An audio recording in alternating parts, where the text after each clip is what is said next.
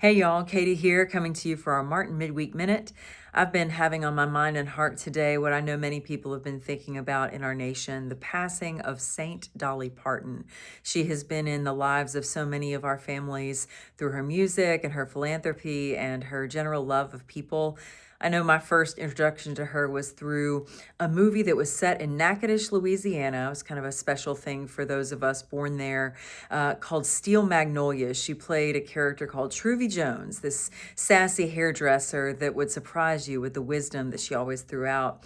And over the course of generations, Southern women in my family have had magnolias all over our house. So I have this small version that I keep in my office here at the church. But at home, in my home office, I have these large paintings of magnolias, one that my grandmother kept on her mantle growing up, and then my mother kept in our childhood home a large magnolia there. And it might be a Southern thing, it might be a cultural thing, but for me, it has become a spiritual thing, a sign that whenever I look at that magnolia, I think not only about the beauty and the purity of that magnolia blossoming at just the right season and the right time, but particularly the resilience that it represents and the rootedness to family and to culture and to where you're from and who you are.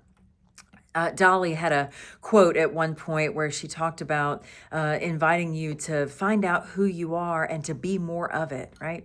And in the Jewish tradition, in the Old Testament, in the same way, there's this invitation in Deuteronomy chapter 6, verses 8 through 9, inviting faithful people to put on their heads or put on their doorsteps whatever reminds them of who they are so that they can stay true to it.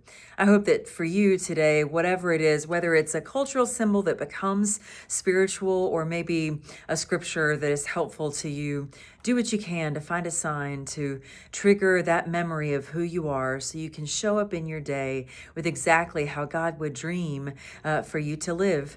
I hope you're having a great week, and I'll see you Sunday.